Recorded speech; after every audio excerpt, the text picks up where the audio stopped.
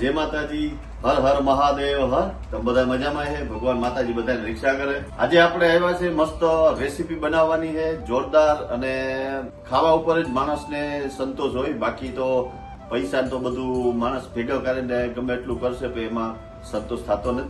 તો આજે આપણે મસ્ત મસ્ત એક રેસીપી બનાવીને દેખાડે છે. આપણો ફ્રેન્ડ છે ધર્મેશભાઈ.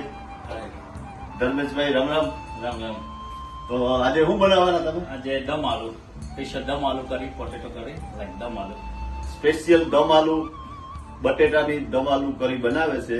અને એની રેસીપી આપણે શરૂઆતથી જોઈએ એન્ડ સુધી કઈ રીતના બનાવે ધર્મેશભાઈ. અને ધર્મેશભાઈને અન્નપૂર્ણા રેસ્ટોરન્ટ છે અને અન્નપૂર્ણા કેટરિંગ ને Annapurna veg catering. Annapurna veg catering છે. અને કોઈને બી ઓર્ડર દેવો હોય તો ફોન નંબર ને બધું આપણે નાખી દઉં. તો હાલો રેસીપીની શરૂઆત કરીએ. જય માતાજી. જય માતાજી. હવે તેલ આવશે. ઓકે, તેલ નાખવામાં આવ્યું. દમ આલુમાં થોડુંક તેલ વધારે આવે ને કે નહીં? બસ. મીડિયમ આવે ને? Medium છે. મીડિયમ આવે. ઓકે. તેલનો ટેમ્પરેચર આવી ગયું છે. જીરાનો વઘાર કરશું. તો જીરું આવે ગયું મસ્ત મસ્ત. પછી આપણે normal turmeric powder. Turmeric powder એટલે કે હળદર આવી ગઈ. હળદર આવી ગઈ. પછી આપણા ફ્રેશ પોટેટો કટ કર્યા છે અંદર વધારે નાખવાના. બટેટા આવી ગયા. પછી સ્લો કરો. સ્લો કરી નાખવાની નકર મસાલો બધો ભરી જાય.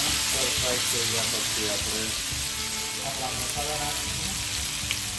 તો સ્પેશિયલ મસાલા બધા જશે. લાલ ચટણી આ તીખી છે કે મોરી? માઇલ. ઓકે. તો એ શું છે? એ સ્પેશિયલ જીરા પાવડર. જીરા પાવડર. એ તમારો સ્પેશિયલ મસાલો. અમારો મસાલો છે. તો એ સ્પેશિયલ મસાલો છે ધર્મેશભાઈનો. એ અમુક સિક્રેટ રેસીપી હોય એ ન. હવે સોલ્ટ આવ્યું. થોડીક ચીલી વધારે. તો બહુ તીખું ખાતા હોય તો તમારી રીતના થોડીક ઓછી વધારે કરી શકવાની. અને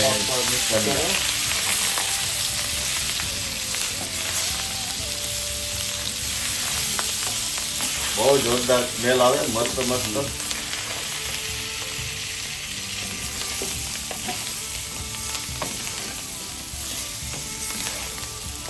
અને પ્રોપર મિક્સ થઈ ગયા પછી 1 મિનિટ પછી થોડું પાણી અને લેવલે નાખવાનું રહેશે. થોડીક વાર મસાલો પાકી જાય પછી થોડું પાણી એના લેવલે પાણી. નાખો. એ જે બટેટા છે એની લેવલમાં ને. એના લેવલમાં અને ફરીથી પછી મિક્સ કરો પ્રોપરલી. તો આ રીતના આટલું પાણી આવે જવું જોઈએ. તો એમ કે એનું જે માપ છે. અને પછી એને કવર કરો એટલીસ્ટ 10-15 મિનિટ. 10-15 મિનિટ કવર કરી દેવાનું આ રીતનું. તો ધર્મેશભાઈ, તમારે તો આ રીતના બધો રોજ એવરી ટાઈમ અલગ અલગ રેસીપી બનાવો અને રેસીપી yeah. બનાવવાનું હોય છે. અને રોજે ઓર્ડર બી આવે એ પ્રમાણે તમે બનાવો, ફ્રેશ જ બનાવો બધું. Every day fresh. અને પ્રોપર હેલ્થ એન્ડ સેફ્ટીનું બી ધ્યાન રાખો. એ બદલ આભાર તમારો. કેમ કે અત્યારે હેલ્થ એન્ડ સેફ્ટી મેન વસ્તુ છે. માણસને કોઈને બી હાઇજીન માટે બહુ જ કેરફુલી ધ્યાનમાં રાખીને કુક કરવું પડે. એવરી એલર્જી વસ્તુ ધ્યાનમાં રાખવી પડે. હા. અને ડાયરેક્ટ કરીને સેટ કરવું પડે. સેટ કરીને યા અને પછી રેકમેન્ડ કીધું એના પ્રમાણે બધું કર્યું બને. યા રેકોમેન્ડ પ્રમાણે જ માણસને બનાવે છે. અને કોઈ પણ જાતનું બહુ મસાલા બી તમારી નજરના સામે નાખતો નથી ધર્મેશભાઈ. મીડિયમ લેવલે જ કરવું પડે. એલર્જીને વધારે ધ્યાનમાં રાખવું પડે. યા અને ખાસ તો માણસને શું છે કે અમુકને અહીંયા તીખું બી નહીં ખાતા હોય અને અમુક ખાતા હોય તો એ રેકોમેન્ડ ઉપર રિક્વાયરમેન્ટ ઉપર તમે બનાવી દો. મીડિયમ, હોટ, માઇલ્ડ યા કીધું એ પ્રમાણે કરી સેટ કરવામાં આવે છે. Very good, very good. હવે આને કેટલી વાર રાખવાનું? 15 મિનિટ એટલીસ્ટ 15 મિનિટ વેઇટ કરવાની રહેશે. પછી આપણે એમાં બધા મસાલા એડ કરશું ને કરી ફિનિશ થશે પછી. ઓકે. હજી 15 મિનિટ આપણે વેઇટ કરીએ તો પછી 15 મિનિટ પછી મળ્યા પાછા. જય માતાજી. જય માતાજી. જય શ્રી રામ. જય શ્રી રામ. હવે ધર્મેશભાઈ થઈ ગયું? બસ હવે બટેટો કુક થઈ ગયા છે. હવે આપણે એમાં સ્પેશિયલ ટમેટો પેસ્ટ અને મસાલા એમાં એડ કરશું. પછી આપણી આ પેસ્ટ નો ઓનિયન ગાર્લિક વાળી ગાર્લિક દમ આલુ કરી રેડી થઈ જશે. એટલે કે ઓનિયન ને ગાર્લિક વગરનું. વગરનું. Very good. તો કોઈને બી ઓનિયન ગાર્લિક ન ખાતા હોય એની માટે બી બહુ મસ્ત. અને આપણે ટેસ્ટ કરશું. પેલા થોડું થઈ જાય, હજી એમાં આવશે ટમેટા ને બધું, તો એ બતાડીએ તમને. ઓકે, હવે આ પોટેટો બોઇલ થઈ ગયા પ્રોપરલી. હવે આપણે ટમેટો પેસ્ટ, મસાલા, બનાવેલો સોસ અંદર એડ કરશું. એના ટમેટા લેવલ પ્રમાણે આપણે ટમેટો પેસ્ટ બનાવ્યું છે એ આપણે એડ કરી દીધું છે. ટમેટાનું ફ્રેશ ગ્રેવી છે તો ફ્રેશ ગ્રેવી છે. હવે એને આપણે શાંતિથી મિક્સ કરીએ પ્રોપરલી. 2 મિનિટ એની અંદર કુક થવા દેશું ટમેટો પેસ્ટને. ધીમો તાપ રાખવાનો, ધીમા તાપ, slow સ્લો તાપ રાખવાનો અને પછી ટમેટા એમાં આપણે થોડું ક્રીમ એડ કરશું. ડબલ ક્રીમ કા ડબલ ક્રીમ થોડું એડ કરી દઈએ. દમ આલુમાં ડબલ ક્રીમ પણ આવે છે તો એનો ટેસ્ટ બી મસ્ત આવે અને જોરદાર લાગે. હવે આપણે ડબલ ક્રીમ ને પેલું ટમેટા પેસ્ટ નાખી અને થોડો 2-3 મિનિટ રાખ્યું. હવે રેડી, ઓલમોસ્ટ રેડી છે. તો હવે ધર્મેશભાઈ હવે શું આવે? બસ કરી રેડી થઈ ગઈ છે. તો હવે આપણે થોડી કસૂરી મેથી એના પર ટોપ કરશું, ગાર્નિશિંગ. કસૂરી મેથીમાં કઈ ફેર પડે શાકમાં? એનો Taste wise. એનો ફ્લેવર સેટ થઈ જાય ફાઇન. અચ્છા, અચ્છા. અને આપણી કરી છે એનો લુક બેટર બની જાય. લુક ને ટેસ્ટ વાઇઝ બી ફેર પડે ને ટેસ્ટ. બની જાય ફાઇન. અને કરીનો આખો ફ્લેવર, કલર આખો ચેન્જ થઈ જાય. અચ્છા અચ્છા અચ્છા. આખો change. એટલે એ બી અમુક શાકમાં જ આવે ને? અમુક શાકમાં જ આવશે. બધા શાકમાં ના બધા આવે. શાકમાં ના આવે. કસૂરી મેથી એટલે બી.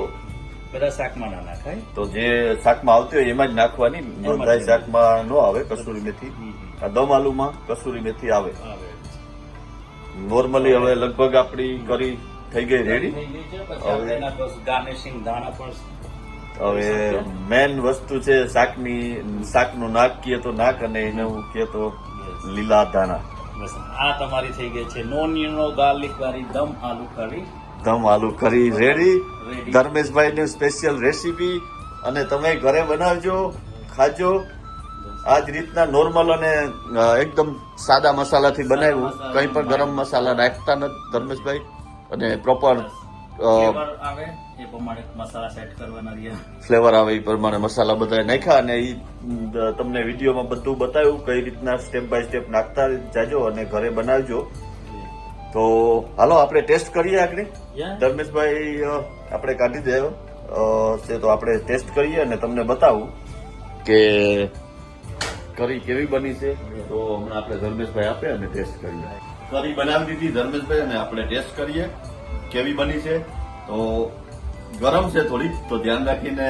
બટેટું છે ને ગરમ હોય એટલે થોડુંક ધ્યાન રાખીને, એટલે ગરમ છે પણ ટેસ્ટ કરીએ અને તમને બતાવું કે કેવી છે. કહું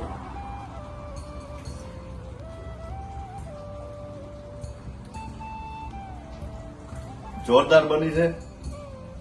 ધર્મેશભાઈના હાથમાં તો જાદુ જ છે. અને તમે ઘરે બનાવીને ખાજો.